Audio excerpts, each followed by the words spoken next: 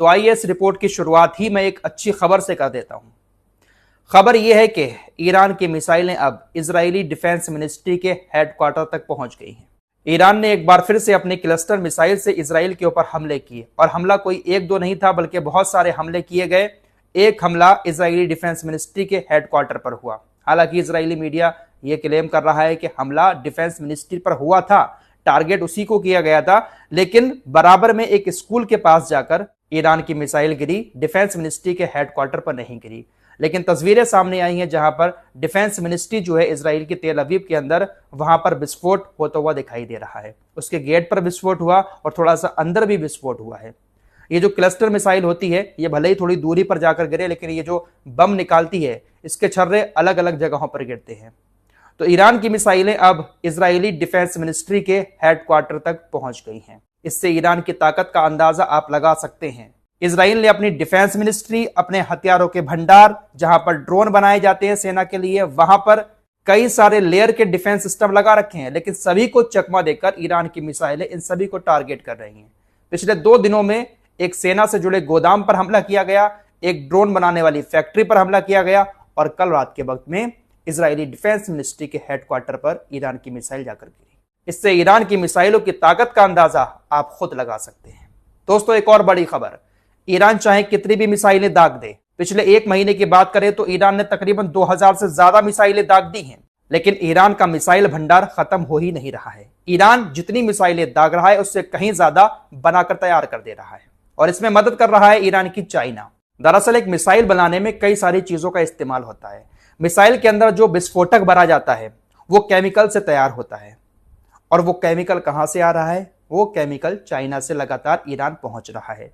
State of Hormuz जब से बंद हुआ है तब से न जाने कितने सारे जहाज चाइना के ईरान पहुंचे हैं और ईरान के जहाज चाइना पहुंचे हैं।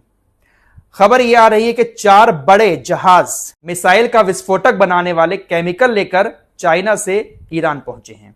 चाइना से 4 जहाज जितना केमिकल लेकर ईरान के अंदर पहुंचे हैं। एक्सपर्ट्स के मुताबिक ये इतना केमिकल है कि इससे सैकड़ों बैलिस्टिक मिसाइलें बनाई जा सकती हैं। और ये कोई पहली बार चाइना से जहाज ईरान नहीं पहुंचे हैं। इससे पहले भी आप लोगों को खबर बता चुका हूं कि मिसाइल बनाने का जो सामान है वो चाइना से स्टेट ऑफ हॉर्मुज के जरिए ईरान पहुंच रहा है। तो चाइना इस तरह से बहुत बड़ी मदद ईरान की कर रहा है।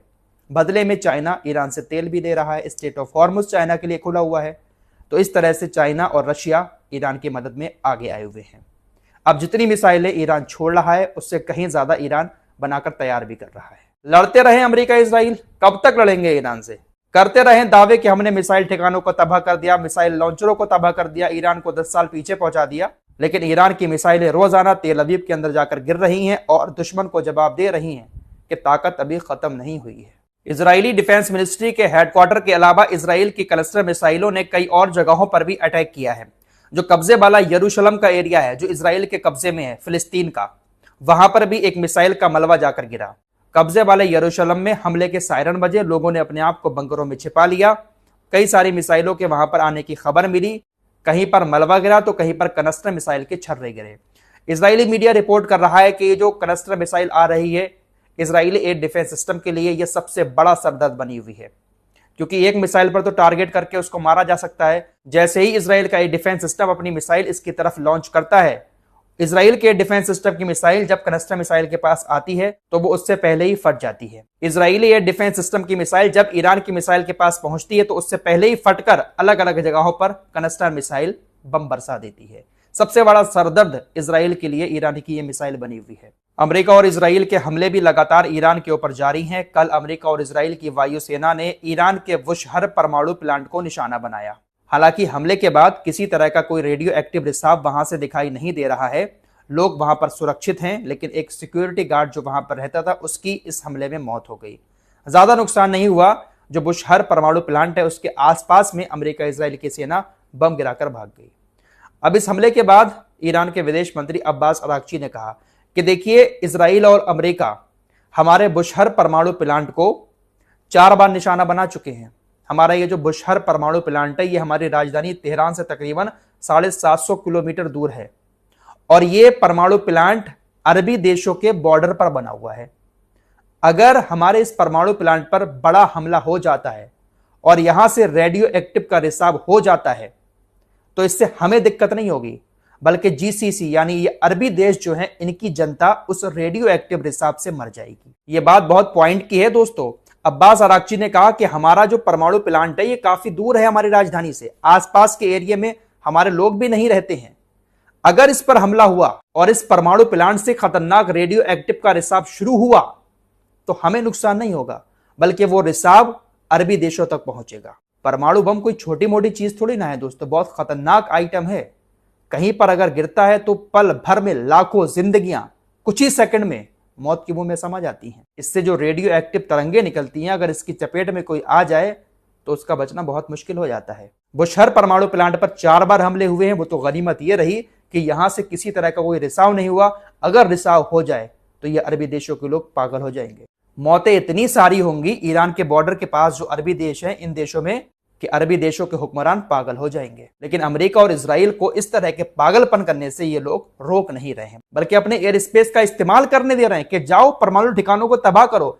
लेकिन ये अरबी हुक्मरान शायद इस बात से अनजान है कि अगर परमाणु प्लांट पर हमला हुआ तो उसका नुकसान ईरान से ज्यादा हमारे देश के लोगों को होगा। अरबी देश अमेरिका और इजराइल को परमाणु ठिकानों पर हमला करने से नहीं रोक रहे हैं, बल्कि खुद अरबी देशों की तरफ से भी कहीं ना कहीं ईरान के परमाणु ठिकाने को निशाना बनाने की कोशिशें की जा रही हैं। दरअसल यही बुशहर, जहां पर ईरान का परमाणु प्लांट है, यहां पर ईरानी वायुसेना ने एक ड्रोन को मारा। ड्रोन का नाम है विंग लूंग। ये जो विंग लूंग 2 ड्रोन को मारा गया है, इसका इस्तेमाल या तो उस क्षेत्र में यूएई करता है या फिर सऊदी अरब करता है। विंग लूंग 2 ड्रोन सऊदी अरब और यूएई के पास ही हैं। बुशहर शहर के पास ईरानी एयर डिफेंस सिस्टम ने, जो नया एयर डिफेंस सिस्टम बनाया ईरान ने, उसने उस ड्रोन को मार गिराया। अब ये ड्रोन किसने छोड़ा था? क्या यूएई ने या फिर सऊदी अरब ने? क्योंकि इन्हीं दोनों देशों के पास हैं। बुशहर शहर के पास इसको मारा गया है, जहां पर परमाणु प्लांट बना हुआ है। तो ये अरबी देश खुद अपनी मुसीबत को न्योता दे रहे हैं। परमाणु प्लांट पर हमला ईरान को नुकसान नहीं देगा, अरबी देशों को देगा। अरबी देश अगर ये बात समझ जाए तो ज्यादा बेहतर है, वरना पूरे इलाके में तबाही आ जाएगी। क्योंकि इजराइल और अमेरिका पूरी तरह से ये ठाने हुए बैठे हैं कि भागते भागते जंग को खत्म करने से पहले ईरान के ऊपर खतरनाक हमले किए जाएं। इतने खतरनाक हमले किए जाएं कि ईरान के बुनियादी ढांचे को भी तबाह कर दिया जाए और परमाणु ठिकाने को भी तबाह कर दिया जाए। और आगे हमले खतरनाक वाले ये लोग करेंगे भी दोस्तों। इन अरबी देशों को अभी भी अपनी आंखें खोल लेनी चाहिए, वरना पूरे क्षेत्र का अंजाम बहुत बुरा होगा। इस रिपोर्ट में इतना ही। कुछ और खबरों के साथ फिर हाजिर होंगे। अपना ख्याल रखिएगा। अल्लाह हाफिज।